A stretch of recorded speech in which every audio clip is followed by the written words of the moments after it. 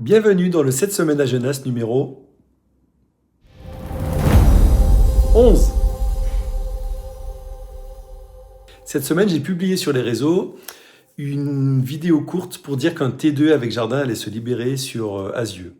Pas de photos, pas de loyer, pas d'annonce, juste l'info. Et j'ai reçu 18 messages dans la soirée. Que le marché locatif soit tendu sur Genasse, vous le savez déjà. Ce que je vais vous expliquer, c'est ce qui départage 2 candidats sur le même logement. D'abord, une précision, parce qu'elle est importante. Si je diffuse sur les réseaux, c'est parce que l'information circule plus vite. Par contre, ce n'est pas un critère de sélection.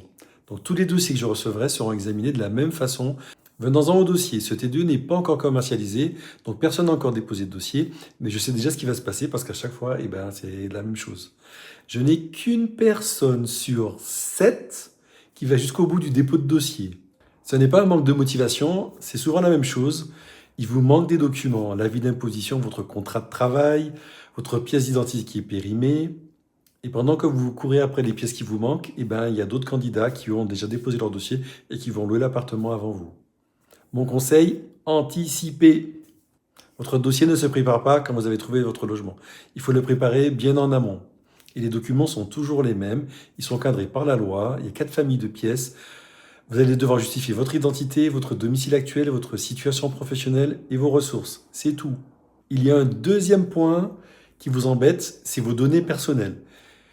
C'est une crainte que vous exprimez de temps en temps et vous avez raison d'être prudent. Une carte d'identité, des bulletins de salaire, un avis d'imposition, on n'a pas envie de les diffuser à des gens qu'on ne connaît pas. Et c'est pour ça qu'on utilise une plateforme sécurisée, donc c'est Zoloc chez nous, qui permet de recevoir et d'étudier toutes les candidatures. Donc si vos pièces sont prêtes, ça vous prend 10 minutes pour déposer votre dossier. Je vais vous apporter une autre précision importante, le garant.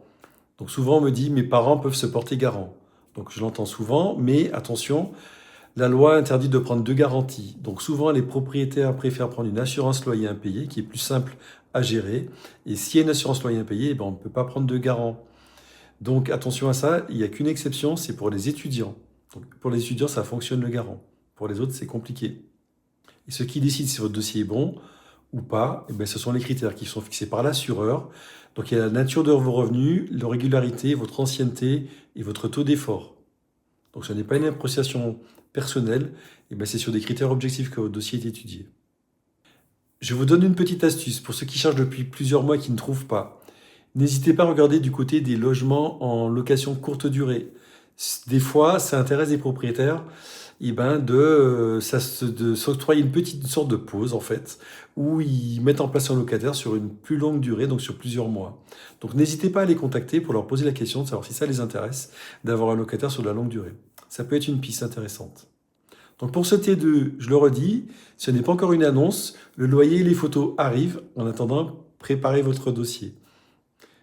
Et je vous ajoute 2 règles pour finir. On ne verse jamais d'argent pour réserver un logement et on n'envoie pas ses pièces à quelqu'un qu'on ne connaît pas. Allez, à la semaine prochaine.